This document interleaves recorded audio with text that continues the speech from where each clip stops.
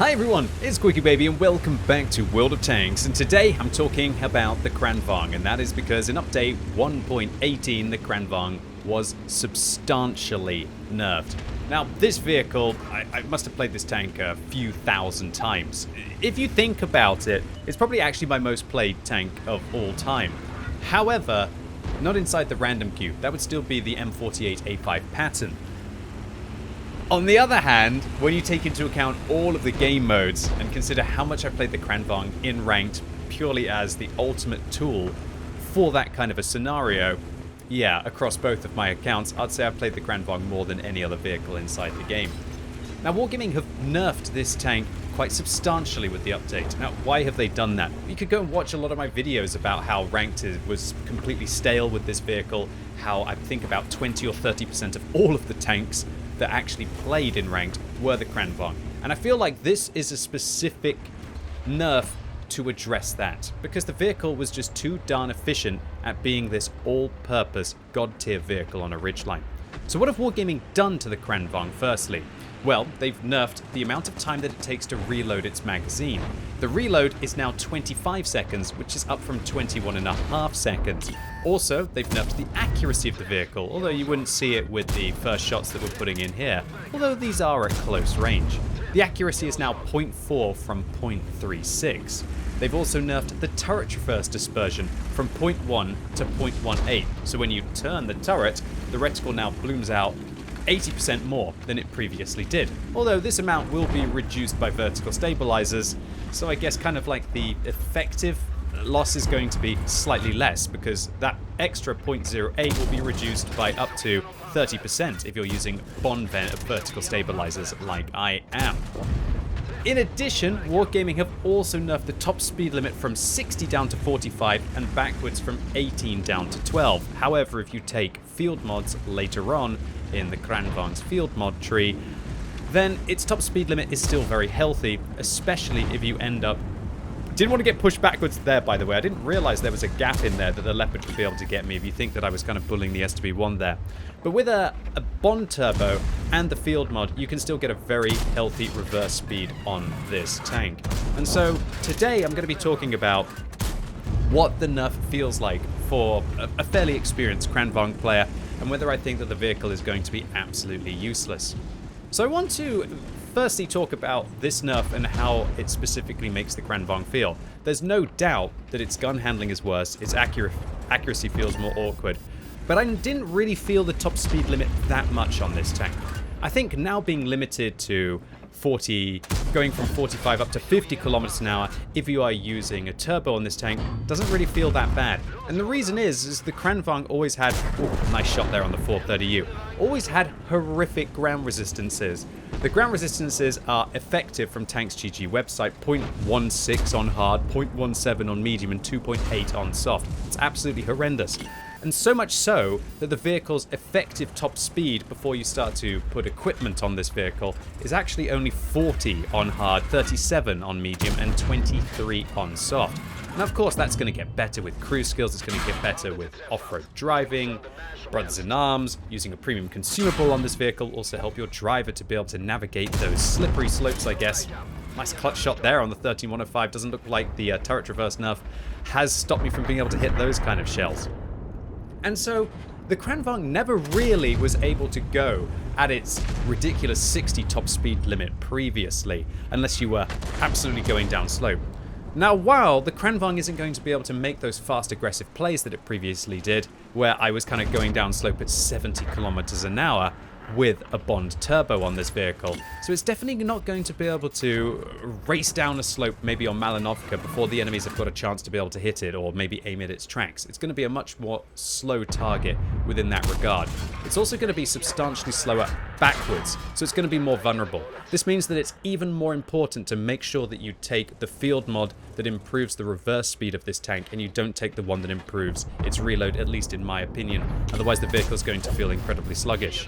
I think really what the nerf does is it forces people to take a turbo on this tank and to take that field mod. And so for players previously who were pumping up the reload of this vehicle and maybe using a durability device instead of a turbo, then for them, they're going to be faced with a decision, and their Kranvagn is going to feel substantially slower.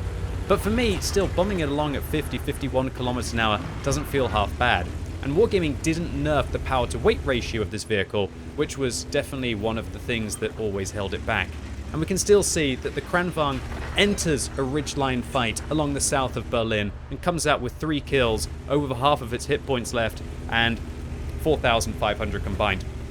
This vehicle is still the daddy of a ridgeline, and you do not want to sit in front of it or just try and fight it on a ridgeline in that scenario. Sure, you can try and hit the top of the vehicle here like the STRV-103B did, but apart from having Jagdpanzer E100 heat, good blooming luck going after the Kranvagn. And it's still got that nasty autoload, and nobody wants to take 440 damage, let alone 3 times within 5.5 seconds of the first shot. And I do feel that even with the nerfs, while it's definitely not going to be the crazy, probably the best tier 10 heavy tank along with the VZ55, it's still something that you have to respect tremendously. And we're bombing it around the streets pretty much exactly as fast as we previously did when we're taking into account that the power to weight ratio remains the same on this vehicle. Alright, so now with this tense situation developing, let's talk about what my plan is for this game.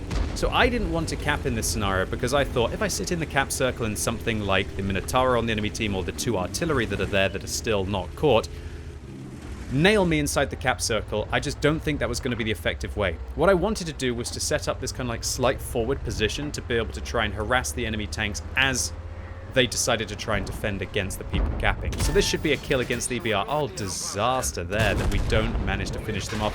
And then that means that we don't have the 2 shots needed to be able to go after the Super Conqueror in this situation. I try to fire my extra shell against the Super Conqueror there, kind of worried that he would come after me, but the Super Conqueror realizes with 42 seconds left on the cap that he doesn't have time to go after the Kranvagn. Now, of course, we do have that nerfed top speed and reverse speed there to be able to get back around the corner. I actually end up getting spotted, probably because I came around the corner a little bit too quickly, and I don't actually get any new vision on the Super Conqueror.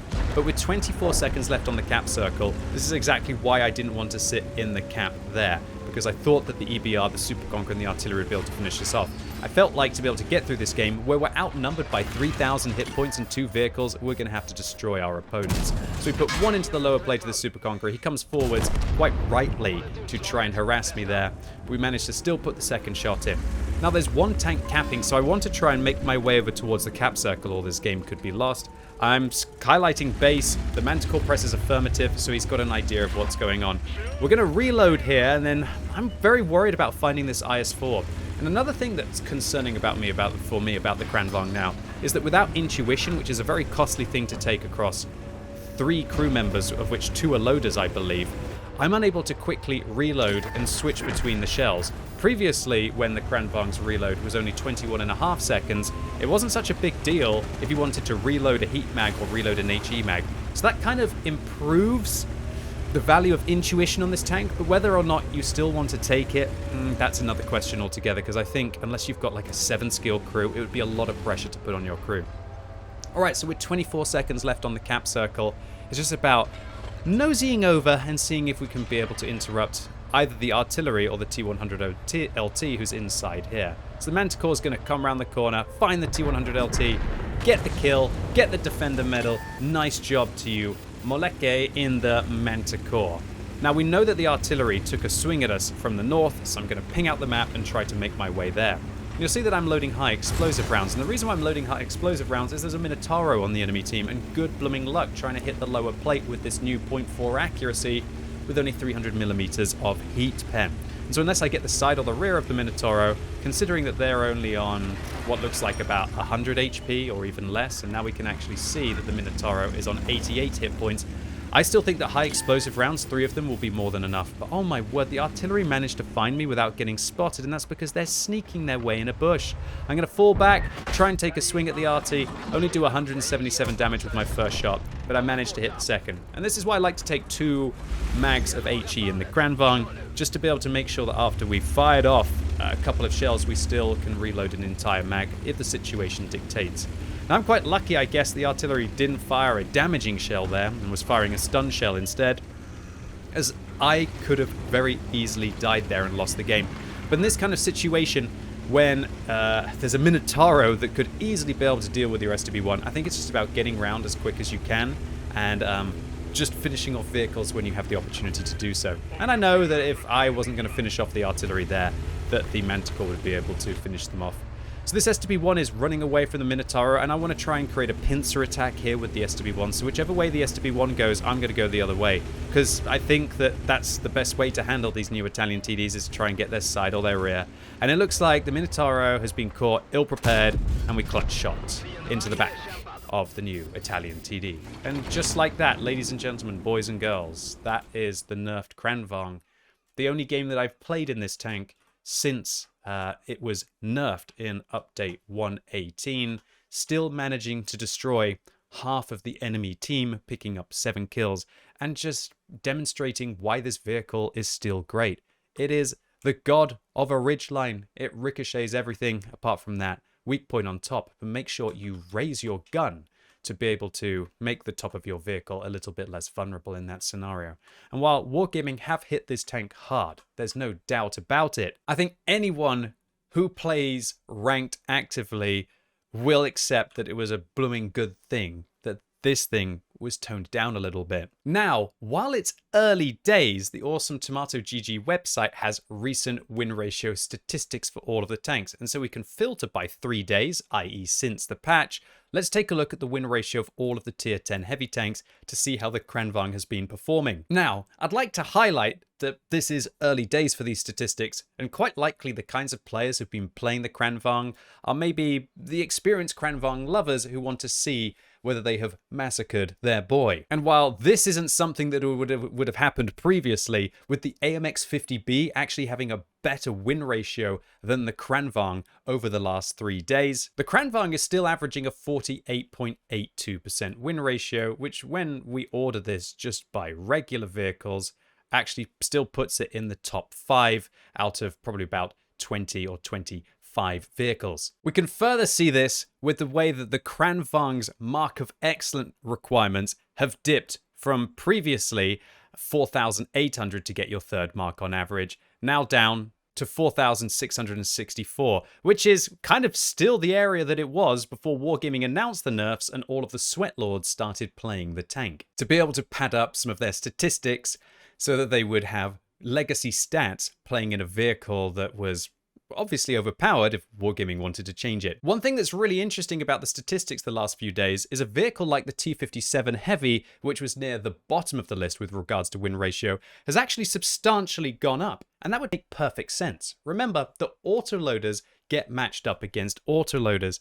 And so the big tanks that are going to profit from the nerf of the Kranvagn are going to be VZ55, AMX 50B, Rinoceronte, and the T57 Heavy. And it does look as if all of these tanks' win ratios are improving, as when we look at the 60-day statistics of all of these vehicles, we can see that the Kranvagn was on top, and the AMX 50B, Rinoceronte, and T57 Heavy were all massively down the list. And so from this perspective, once again looking at the 3-day win ratio statistics, it looks like Wargaming has done kind of the perfect job with nerfing the Kranvagn to make these other autoloading heavies actually feel as if you're not kind of jeopardizing your team's chance to win just by playing them when you get matched up against an overpowered Swedish auto-loading heavy tank on the enemy team. And while we're going to have to continue to monitor the Kranvagn to see if its statistics still continue to freefall, or at least not the actual stats of the tank, but its win ratio and its mark of excellence requirements within the community, I feel as if Wargaming have done enough to this tank